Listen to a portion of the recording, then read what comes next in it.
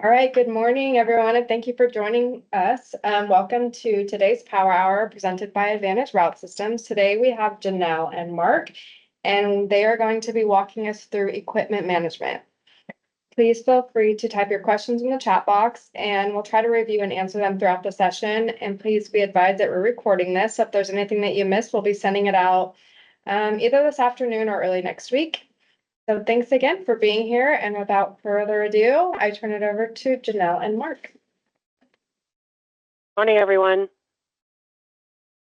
Today we're going to go over equipment management. Mark and I are going to share our screens and kind of go back and forth together to go through the slides and the topics. And at the end, we'll do some Q&A. But certainly, if you have questions along the way, put them in the chat. And either Mark or myself or Megan will answer your questions. And if there's any need for one-on-one or additional information on any of the topics, so we'll also jot that down and we'll reach out after the Power Hour to discuss. All right, so we're going to start with just talking about what we'll cover today. So with equipment management, we decided to go with equipment setup in RMA, actually adding equipment to RMA, the equipment movements process, and that would be on the handheld and the desktop. So we're going to share our handheld screen and show you how to do that with Mango Mobile. And on the desktop, on the customer account, we're going to go over equipment rental charges, being able to charge the rent on the customers and invoice them for your rents. And we picked a few equipment reports. There's a whole list of equipment reports, but we picked a few to share with you today and just show what they look like and some of the basic information that comes through. We did talk about equipment servicing. Some of our industries do use equipment servicing tools, and it seems like it would be a whole hour on its own. So we are going to do that in October. So there'll be sort of a follow-up to our equipment management training today in October, and we'll go over equipment servicing them. Okay, so I'm going to change it over to Mark. He's going to start talking about equipment setup. Again, let us know if you have any questions. All right, thank you, Janelle. I'm going to go ahead and share my screen. Welcome, everyone. Before we begin here, I'm just going to give a brief overview. So there are a number of different setup items that we need to consider before we can actually start adding equipment to the system and, more importantly, start charging rent. So we're going to take a look at those items that are set up mostly in branch setup. That's going to include the rent cycles, rent schedules, prorating options, and then some of the options to configure invoices that we have, as well as how to configure the equipment wizard. That's an important one because when it comes to adding equipment to the system, we want to make sure that all relevant information is on the actual equipment wizard so that it is marked as required. So we'll get started here.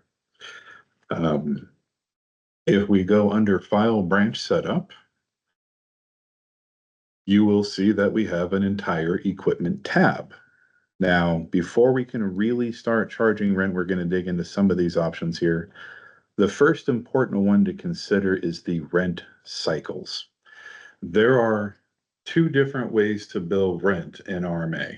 That is in arrears or as advanced. When billing rent in arrears, that simply means that we are charging rent for the current month. Today is August 15th. If I were to install a piece of equipment today and I were to charge the customer the full amount for the month, it would be for the month of August. If I were to prorate that equipment and only charge part of the month, it would start charging from today till the end of the current month. So it'd be a partial month. And the way I can tell which cycle I'm set up for is by the month that shows up here at the top. If it is showing August, and we are indeed in August, then this is billing in arrears. If I clear these unbilled cycles, I can generate months in ahead as well. And that's going to simply show that we are now billing for September. So if the monthly rent is for the month that is upcoming, you're billing in advance. If it's for the current month, we're billing in arrears. When it comes to actually generating these cycles, we can clear everything that's not currently billed and select which one we're going with. So this is something we would do before we start billing rent. We are going to stick with arrears, and then we have these rental codes that show up here. This just simply tells us which of these codes are going to be billed for this month. So as I said, monthly is going to be billing for August. This P code is going to be bi-monthly or quarterly, annually, semi-annually, or triannually. I can skip ahead and I can see what other options we have here. So this is just showing me which rent cycles are going to come up for which month. I also have an entirely separate rent calendar. So I can place customers on a rent cycle 1 or a rent cycle 2 if I want to have concurrent schedules running. And yes, you can even have one set up, billed in arrears and one in ahead if that's what you want to go with. For right now, we're going to stick with rent cycle 1 and we're going to stick with arrears. So if I go back to that, we're going to see that we are billing these codes. These are going to come up again. Not only are we assigning these codes to equipment that we're installing on customers to let us know what their bill schedule will be, but at the end of this, when we actually go to the window to generate rents, we will show these same codes here when they are ready to be billed. So these are something we always want to keep in mind. Aside from the rent cycles and the fact that you have your rent calendar or your first or second cycle, we also have a few additional options, and one is to prorate rents.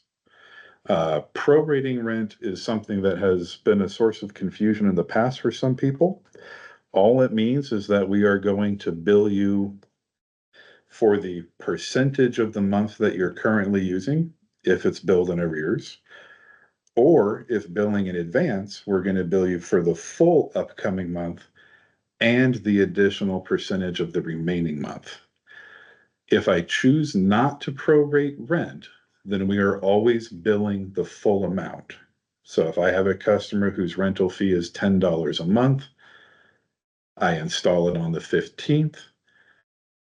I bring up their monthly code to bill and it's not prorated, they're going to get charged the full $10. If I do prorate rent and I'm okay with billing partial amounts, we want to check both of those check boxes to make sure that is true. And I install a customer as of today, then I am only billing them for the remaining portion of this month. So from the 15th to the 31st. That is because I'm billing in arrears for the current month. If I was billing in advance and I am prorating, then when I install any equipment on a customer, unless it's the last day or the first day of the month there, I am going to actually charge the customer more than 1 month's worth of rent because I'm going to bill them for the full upcoming month plus whatever portion of this month is remaining. And the clock will start from the installation date. If I want to make sure that customers understand their full bill, I can also choose to show the prorated amount as a separate line item on the invoice. This way, if I tell a customer that I'm billing in advance that their rent is $10 a month, but the first bill is going to be for $15 or $16, it'll say your rent is $10 a month, and then a prorated amount of $5 or $6 is going to also be added to that invoice as a separate line item. The other option we want to consider is whether or not rents are statement billed or handheld billed. If they are statement billed, and I want to default all equipment to being statement billed, I can check this top box here.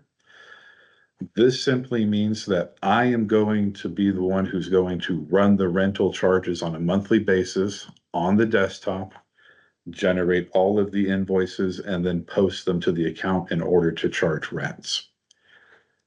If we don't want to bill them on a statement or as part of a desktop procedure, we could uncheck this, and that would mean that we are defaulting to handheld billed. Handheld billed simply means that the actual rental charge will appear on the customer's invoice for their first regularly scheduled delivery. So this works best when all customers are on a set delivery schedule. It does not actually bill rents on a special delivery unless that was their regularly scheduled date in the past. So we're going to want to be careful with that one. And that's why we also have an option at the end of the month to bill unbilled rents, which we will show you here shortly. A couple of the other options on here, we can actually defer rent. So if we are running a promotion, for example, where we want to give the customer 1 month free, we can choose to start that rent 30 days after install. And then from there, it would simply follow the normal rules. This is where I would set up that deferment. And we also have a few options regarding how invoices look. If I want to simply have a generic wording on the invoice that says monthly rent August, then I don't have to check any additional options. But we do have the option of saying use product description for rent charges. That way, the actual description that winds up on the invoice will come from the charge code that you are using to bill rent. Therefore, if you want to make something a little bit more detailed or put in there, this is monthly rent for a coffee machine, whatever you want to put on there as the text, you can use the product description to do so. We'll turn these options back on since we're going to stick with them. Lastly, there's another option on here that some people often overlook, but we do want to discuss, and that is the Equipment Wizard configuration. When I'm adding new equipment to the system through the Equipment Wizard, which I'm sure many of you are familiar with, this is what determines which fields are required. At the bare minimum, you have to have an equipment ID, so we have to have a piece of equipment, must have a valid type assigned to it, and it must have a branch, of course, because that's the bare minimum of information that we need in order to actually generate rents. However, if we want to also say that you have to put in the charge code or the period code, meaning you have to select M for monthly for the period code, and then actually choose the charge code that is being used to bill rent, I can choose to make those required as well, which I'm going to do and I'm going to save. And that's going to be important for our next slide, which we'll discuss in just a moment. But this is a broad overview of some of the different ways that you can set up and configure rent. So again, that is rent cycles, shows all of our monthly, annual, semi-annual, all of the actual codes that we use to build, how we are billing customers and on what schedule, and then whether or not we're going to prorate rent and whether or not we're going to be billing them on the desktop or the handheld. So those are the big questions to consider before we could really start adding equipment to the system and attaching it to customers. That there is most of the branch setup options. We also, before we can actually start adding equipment to the system, need to discuss the rental charge codes that we're going to use and the various types and styles of equipment that we're going to add to the system. So that is the branch setup portion. I'm going to save everything just as it was before. And then, of course, we want to be able to bill rent. And in order to bill rent, we have to have a charge code generated. Now, there's a couple requirements for actually generating or creating a rental charge code. We don't have one here that is simply labeled rent, so I'm going to add a new one. We're going to call that rent. This is the description that I'm going to use that will actually appear on the invoice since we have that selected in branch. We're just going to name this rent fee. And I'm going to carry that through the rest of there.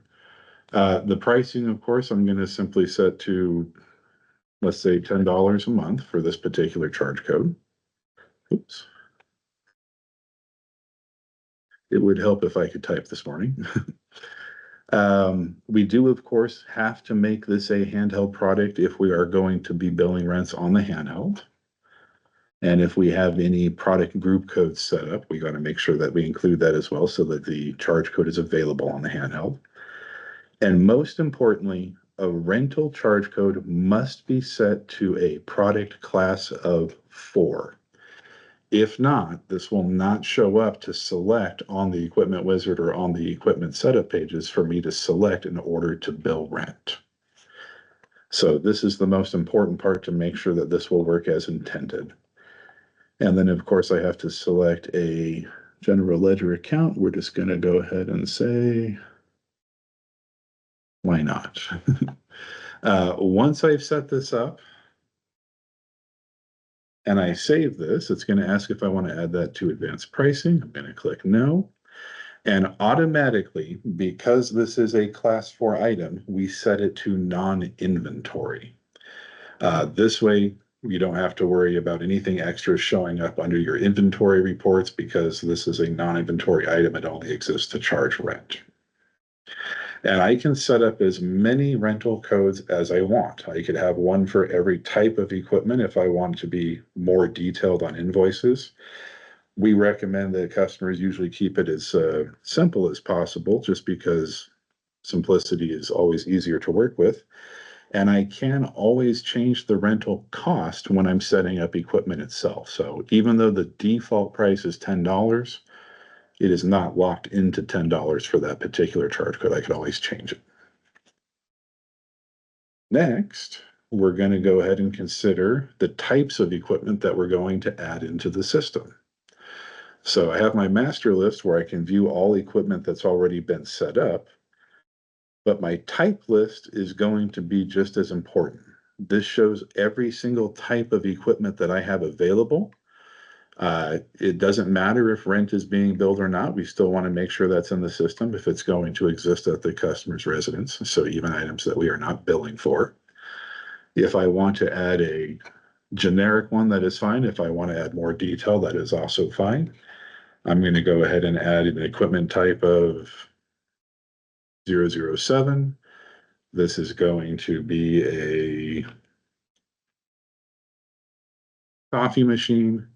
My charge codes that I've created, I now have these showing up here. If they're not class 4, they will not show up here. So that's very important.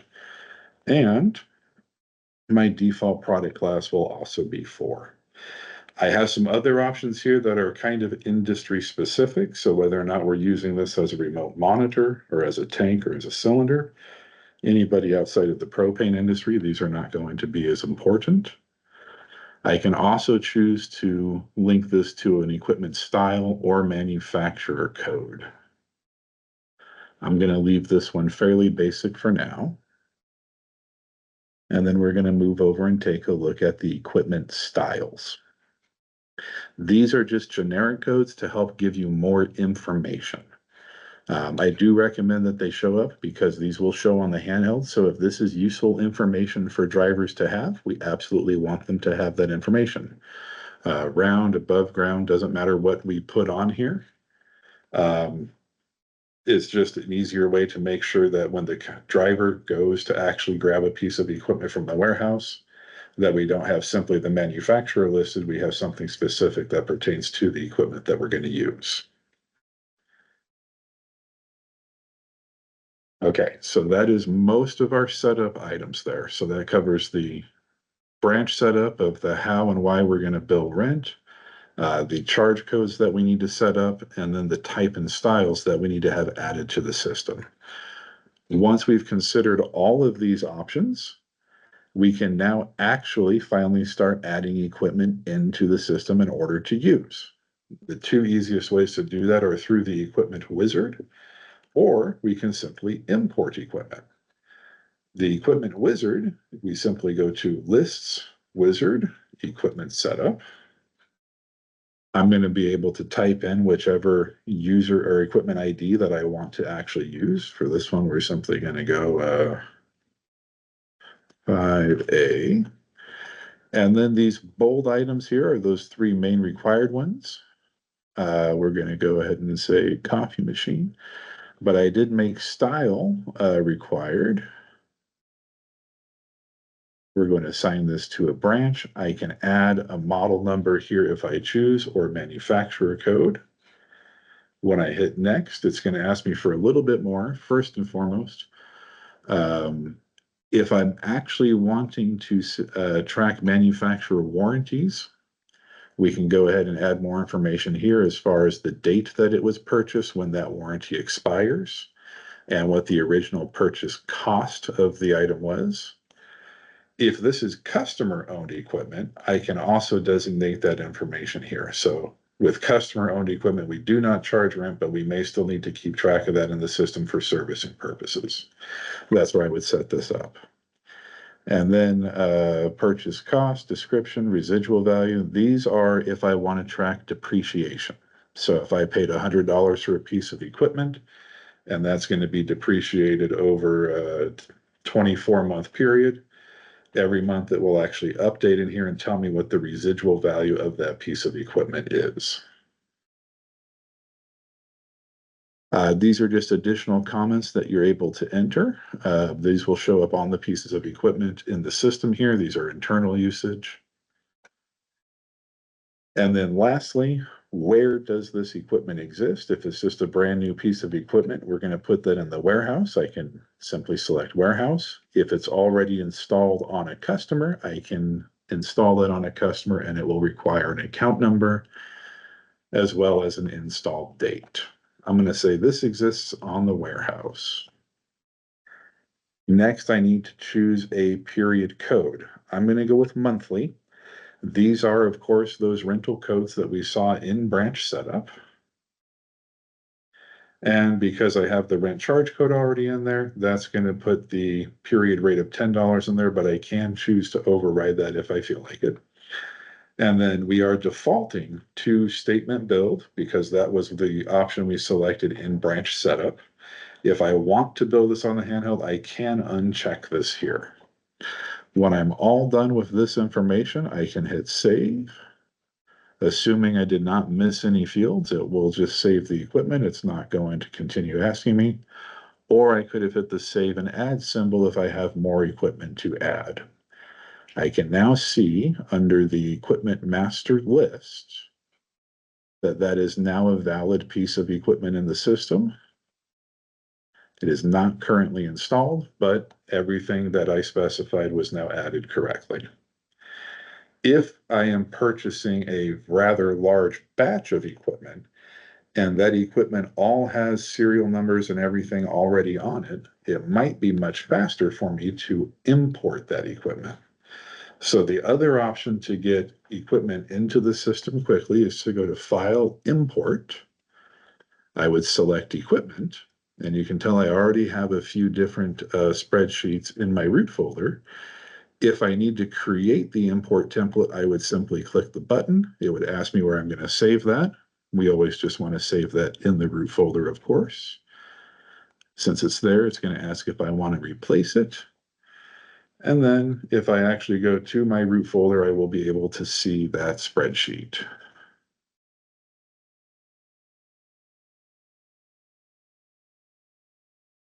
In my root folder, of course, which is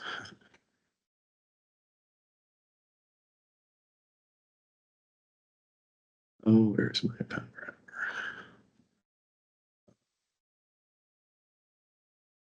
There I am. And there's my equipment template. This is going to have a lot of those same fields. Not all of them are required, but I do have to enter the equipment ID, branch ID, equipment type and style, and my actual period code, period rate, and product ID. The rest of these are all fields that you saw on the equipment wizard. Whether or not I'm adding extra information, it's up to you, but those 6 items are absolutely required. I can fill out everything on the spreadsheet and save it. Then, once I have everything entered correctly, I would simply select this one and hit the checkbox to actually import that equipment. And it will all be added back to my equipment master list. So that process, of course, is much quicker when I'm trying to enter a large batch of equipment all at once. So now we've set up our rental options. We've added equipment to the system. I'm going to turn it back over to Janelle now so that she's going to show us how you could actually move equipment around on the handheld. Thank you. I was going to say too, with the import, we have customers do this for long lists of equipment that, would take some time to enter one by one with the wizard. So if you get your equipment from your supplier and they give you a sheet of all the serial numbers and, showing the type of unit it is, if it's bottled water equipment, it might say if it's hot and cold or cold and cold, that kind of thing. We can enter it all into the template and import them in really quickly versus entering one at a time. So that helps there. Okay, so we're going to talk about equipment movement. The first section on the actual handheld itself. So we're going to share a screen with Mango Mobile and talk about how to install a piece of equipment onto a customer while we're servicing them in the field. How to exchange. So if we're an industry where we are called upon to exchange out equipment, if it's dirty or broken or not in use. And then also removing it. If we have customers that term service with us and they have our equipment, that last time we visit, typically we want to go pick up our equipment. And then lastly, after uploading our handheld from doing these examples, we'll talk about on the desktop where the team can then review those movements before you post. So part of the posting process, you can look at what the driver has recorded for equipment movements. Okay, so I'm going to bring up my handheld. And I've downloaded a route for today on Mango Mobile. I've got a couple of stops on here. One of the other things we're going to show as well is just the handheld rent too. So Mark mentioned at the top of the hour in the branch setup area where you can select if you want the equipment to be statement billed, and talked about on the desktop being able to generate the rents using the desktop. And we'll step through that in just a bit. But customers that would like to have the rent go on the driver's delivery invoice can do that as well. And again, we'll review it, but on the piece of equipment, when you install it, you just make sure you don't check statement billed. What happens is during the download of the route, if that customer has a piece of equipment and they're up for delivery, the first delivery of the month, the system will add their rent to that invoice. So for our customer A&A Club at the top, I'm just selecting that particular invoice. And at the very top of the list, you can see it's automatically pulling in my rental charge code of $8. So this customer has a piece of equipment installed. They're set to handheld rents. And this is their first delivery of the month. So it automatically shows up as part of the invoice for us. Once we close out that invoice, that'll become part of our billing for that customer. Some of the other items we wanted to go over was looking at the install, removal, exchange process. So I'm going to go ahead and hit AC Electric, which is our next one in line. And we have that E for equipment down on the bottom left in Mango Mobile. This customer has already has a piece of equipment installed. It says the coffee K-Cup plumbed in unit. And actually, I want to point out, if you press and hold on it, you can see more information about this piece of equipment. I'm just going to scroll down a little bit. Our team viewer always pixelates a bit when we're sharing our screen, so apologize for that. Down towards the bottom, it shows the rental info. This customer's got this particular piece of equipment on rent. And once we select it, it turns that green color, and we can see our options down below. Okay, so if we need to exchange this piece of equipment, I can use the double arrow icon right in the middle. I'm going to go ahead and select that. Before we started today, I loaded a couple of pieces of equipment on my truckload, so that is what is displaying. I'm allowed to exchange with one of the pieces of equipment I have on board. I'm going to go ahead and choose the alike equipment, the coffee K-Cup machine. So what I'm doing is selecting the equipment existing on the customer to be removed. and replacing it with this piece of equipment, serial number 258147, and then hitting the double arrow at the bottom. Now, after I've completed the exchange, it marks it as exchanged on the top right. The install process using the orange plus sign down at the bottom. Go ahead and hit that plus sign. My next piece of equipment that I've loaded onto my truck shows available. Selecting that. And again, our double arrow on the bottom right. So installing a piece of equipment, just simply using the plus sign, exchanging, using the double arrow. To go ahead and back out of this one and close my invoice out. I'll have to use the skip code. Or maybe not, maybe we don't have any on here. That's okay, we'll go back out of it. And then I'm actually going to go right back in there into the equipment section. We'll talk about removing it. We have customers sometimes that cancel service with us, no longer need the equipment we have. And when we visit them on our last time, we can select the piece of equipment that they currently have and use that red X on the bottom right. We do confirm with a note, remove equipment, and we list a serial number. We can go ahead and say yes on that. Okay, so that allows us to move equipment around on the handheld itself. And I'm going to go ahead and upload the handheld so we can see it on the desktop in just a few minutes.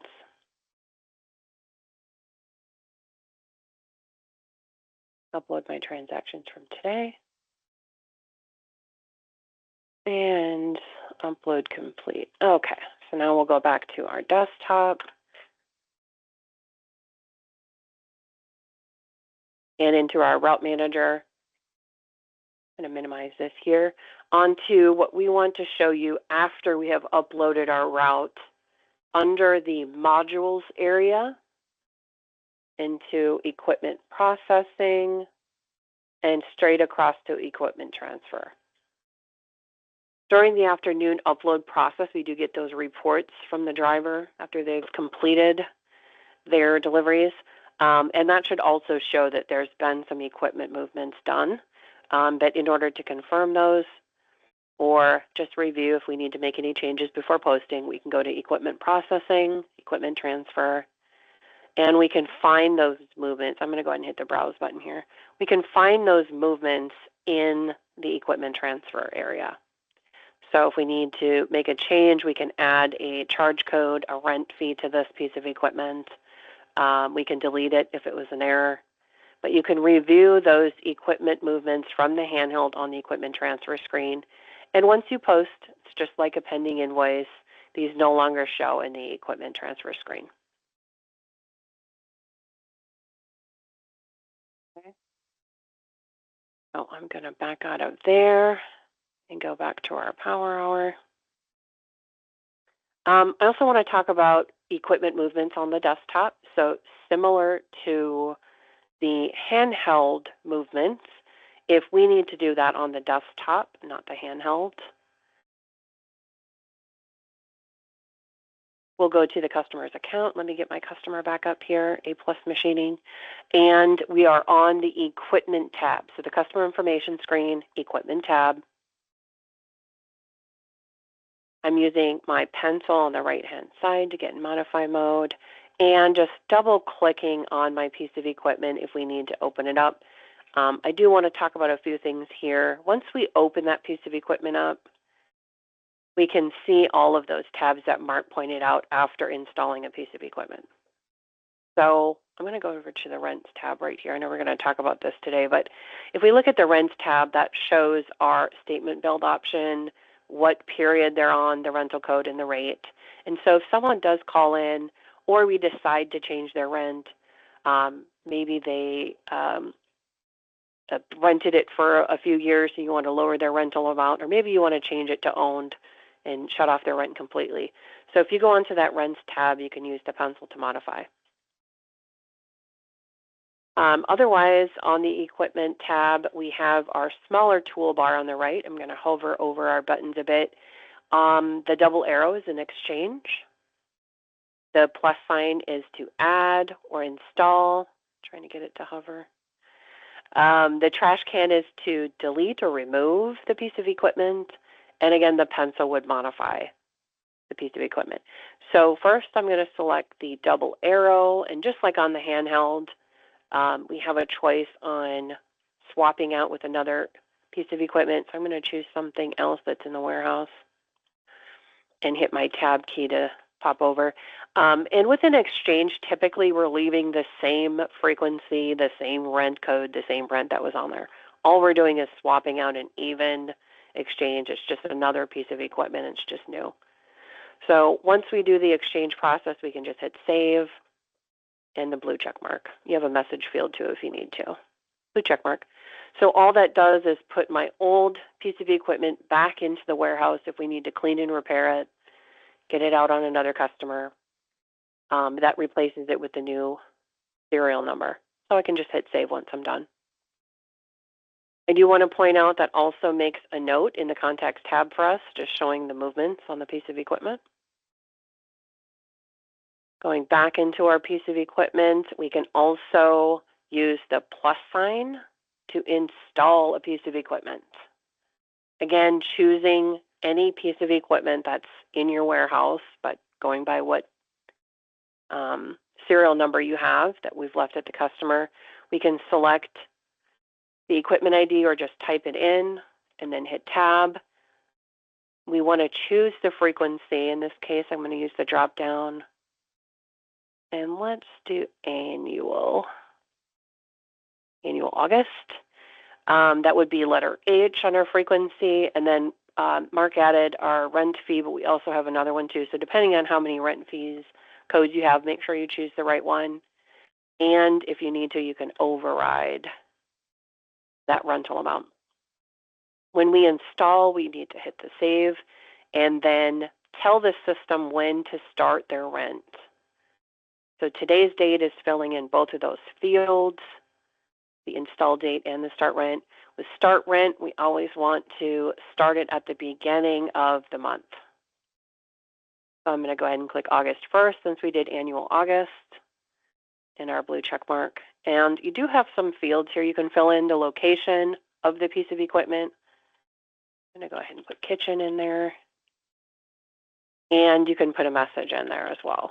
A note about the install. Once we're done, we can select the blue check mark. So that allows us to install a piece of equipment that we've placed on a customer. We can hit our save button. Again, it also logs it in the message log for us. We can hit that I button and see more information about it.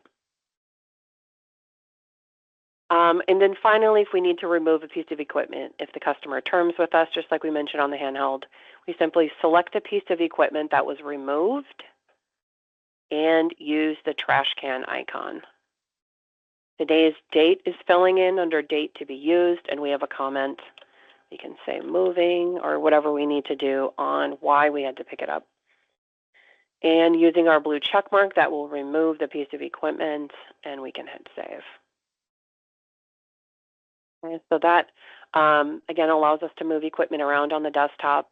We do want to talk about generating rents on equipment as well. So there's a couple of things. Under the handheld rents portion, we demonstrated a customer that had the rents on the handheld during the route invoicing process. So we'll talk about where you can see a rent pending. We did just talk a little bit about editing a rent on the equipment tab, so we can go back over that. But we're also going to talk about generating rents. Most customers are picking a specific time of the month, the first of the month, the last day of the month, whatever your business practice is. But typically we generate that statement rent once a month, and that could pick up on anybody that's an annual for that month, quarterly for that month, monthly for that month, any of our different rental frequencies, whomever is eligible to charge rent. So we'll walk through the process of generating the rent as well. I'm going to go back to our desktop, and really quick, I do want to get back into this piece of equipment. Our handheld rents, I don't think it was this customer, but the handheld rent that we build out on the handheld would have shown a rent pending here. So If we have a driver downloading a route and they do bill rent, immediately after downloading, we should see that they have a rent pending. Once that driver's route invoices are posted, the rental invoice will post on the customer's account, and it'll move on to the next month of rent when it's their next delivery. So you can see a rent pending there in this field. And then again, if we need to edit anything about the rents or the piece of equipment, we can use the pencil to modify. You can edit any of the information here in the Info tab or the Rents tab. Okay, so let's close this out a bit and talk about generating rents. Under the Transactions menu, which is the third one in from the right, and in the, fourth section, at the very top of the fourth section, we have Generate Rent Charges. Go ahead and select that. Let it fill in. The Generate Rent Charges screen shows us what month is going to be billed. Just a few minutes ago, or I should say longer than that, at the top of the hour, Mark was talking about the billing ahead and a billing in arrears, and that will display that proper information up at the top. Your month that we're billing, so if we were billing ahead, of course, it would say September. And our rent cycles, the M code, the P code, the R code, the H code, the U code, and the 9 code. So depending on what we chose for this customer's billing frequency, it shows what we're about to charge with our current setup, being a bill in arrears. So that's the top section. And then if we were using Rent Cycle 2, that would be listed down here as well. We're just using Rent Cycle 1. Underneath that are billing type. So the two different types you see listed, one statement billed on the left, which is the default, and one rents not billed. Both of these do the same process. It's generating the rent invoices on your customers. However, rents not billed is typically used at the end of the month to generate any rents that we may have missed. So if we're a company that uses handheld rents, we rely on the driver to bill the rent on the delivery. But we have some customers that might have been skipped if they were past due or they didn't need any delivery for the month. We still want to make sure we charge their rents. So even though we may not generate statement billed rents for our customers, we may need to do rents not billed before the end of the month to make sure we catch any customers that didn't get rent billed. I'm going to select our statement billed rent first on the left so you can see that. And then down at the bottom, just hit our blue check mark so everyone can see what that screen looks like next. We do get a pop-up about the rental invoice date. It does just match our module date on the top left. So if you need your rental charges to be dated on a specific date, the 1st, the 31st, etc., you can make sure you change your module date first before you start. I'm going to go ahead and hit yes on the rental date. And what we see next is a rental selection process before we actually charge the rents.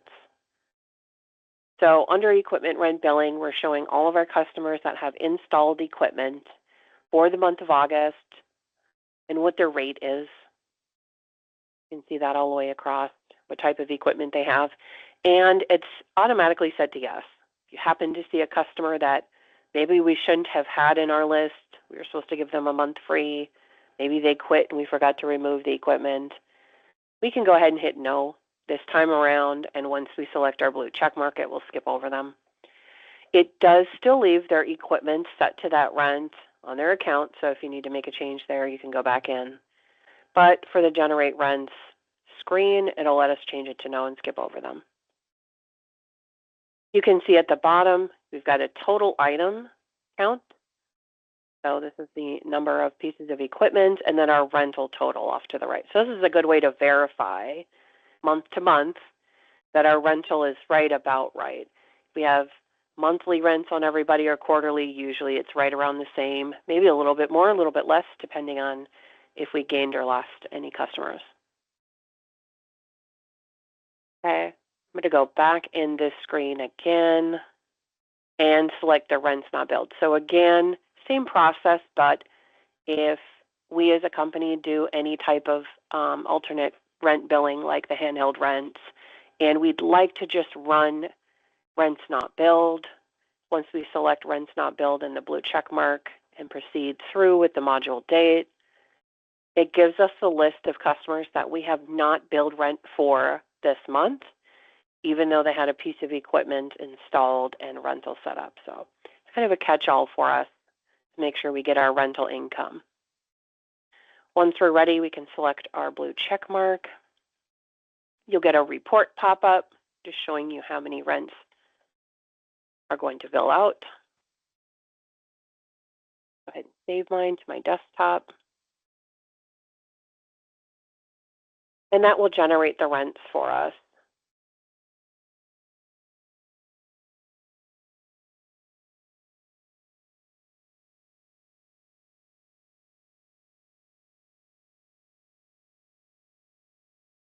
Oh, those are my billing reports. Printing. Show you those in just a moment.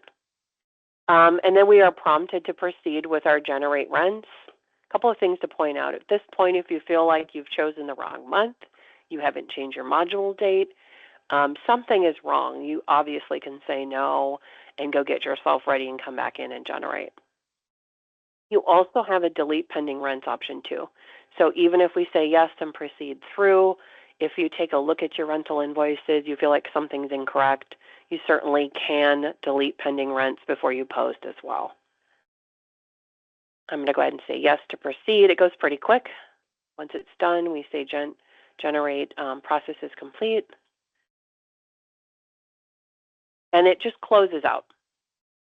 Now in the invoices and adjustments area, if we wanted to scroll through and check a couple of our rents, we can see those listed here. I'm going to scroll down a little bit so you can see it. So we've got the equipment rent, the serial number, the rate, and that makes up the rental invoice. And all we'd have to do then at that point is go post those rents so that they show up on the customer's account. As far as the reports go, let me see if I can tell which ones these are. We do have a rental report just showing how many rents charged and what the total was. It's a little bit of a summary. And then the other two are a little more detailed. We've got equipment IDs, what type they were. If we want to see more detailed information, we can print those equipment rent billing detail reports. I think this one's really similar. Again, just a little bit more information. It shows the rate, the current amount, the deferred amount, the gratis. So depending on what you use for your rent settings, you can decide if you want these rental reports to print out.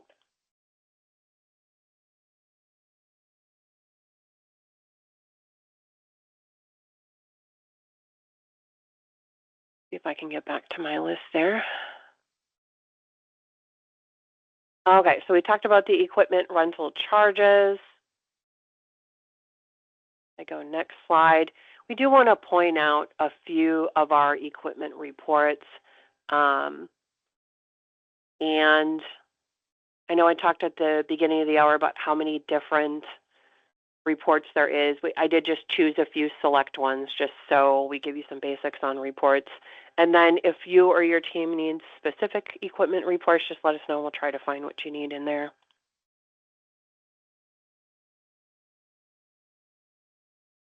So the first one,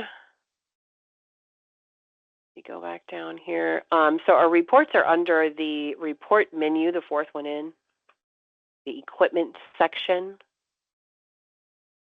And then we have this long list of different options for equipment reports. The first one I noted was the equipment master, and Mark did mention this a little bit. The equipment master report, go ahead and select it, allows us to see all of the equipment in the system. Let me let it load up here. There's different filter options, so depending on exactly what you want to see.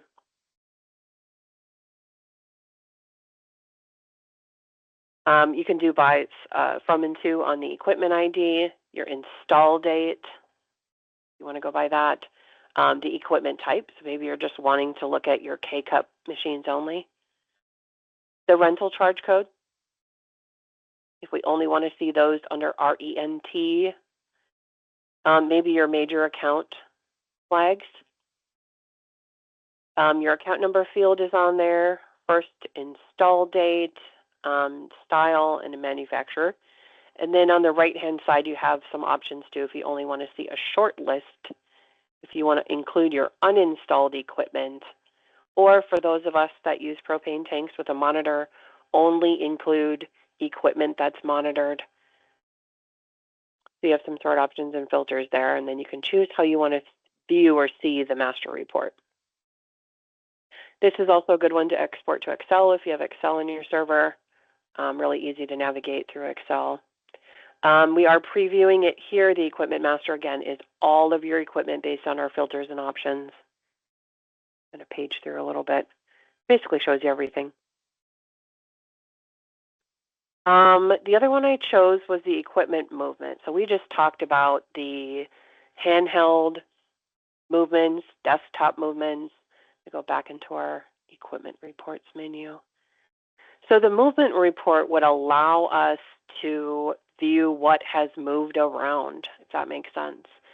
Using the handheld, dropping, picking up, exchanging, desktop, dropping, picking up, exchanging, you're able to run a report to see what's moved around. I'm going to go ahead and select all of the above on here so we can see everything in preview.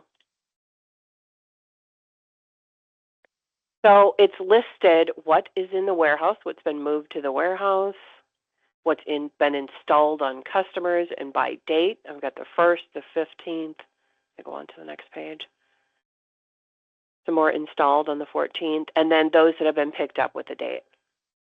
So again, just going back to the first page, in order it shows us what has been moved back to the warehouse, what's installed, what's been removed, so you can see what's going on or where everything's moving.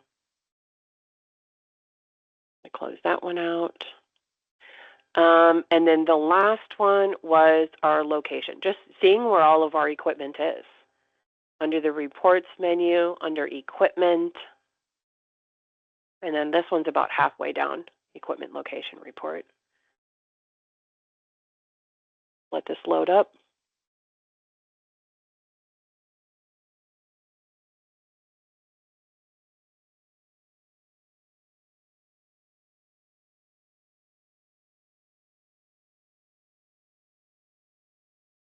And I'm going to, again, select all of the above so we can see all the information, but let's preview that.